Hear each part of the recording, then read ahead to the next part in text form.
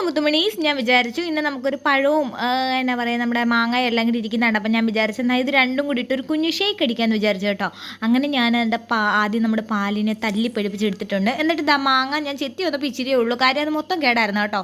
എന്നിട്ട് ഒരു പഴം എടുത്തിട്ടുണ്ട്, നല്ല പഴുത്ത പഴമായിരിക്കണേ, അല്ലാതെ ഒരു ഹാഫായിട്ട് പഴുത്താണെങ്കിൽ കറ ചവയ്ക്കും. പിന്നെ കുറച്ച് അണ്ടിപ്പരിപ്പ് എടുത്തിട്ടുണ്ട് കേട്ടോ. ബൂസ്റ്റൊക്കെ ഉണ്ടെങ്കിൽ ഇട്ട് കൊടുക്കാൻ ഇല്ലായിരുന്നു, അതുകൊണ്ട് ഇട്ടില്ല കേട്ടോ. എന്നിട്ട് ഈ നമ്മൾ എന്നാ ഇത് ആദ്യം പൾപ്പ് ആക്കി എടുക്കുക, അതിനുശേഷം നമ്മൾ കുറച്ച് പഞ്ചസാര ഇട്ട് കൊടുക്കുക കേട്ടോ, മധുരത്തിനനുസരിച്ച്. എന്നിട്ട് നമ്മുടെ പാലെടുത്ത് അതിനകത്തോട്ട് ഒഴിച്ച് കൊടുക്കുക, അടിച്ചു കൊടുക്കുക. പിന്നെ ഇതാ ഞാൻ 2 ബിസ്ക്കറ്റ് കൂടി ഇട്ട് കൊടുത്തിട്ടുണ്ട്, ബൂസ്റ്റ് ഇല്ലല്ലോ എന്ന് വിചാരിച്ചിട്ട് കൊടുത്തതാണ് കേട്ടോ. ദാണ്ട് എന്നിട്ട് ഈ പാലെല്ലാം കൂടെ അതിനകത്തോട്ട് ഇട്ട് കൊടുക്കുക.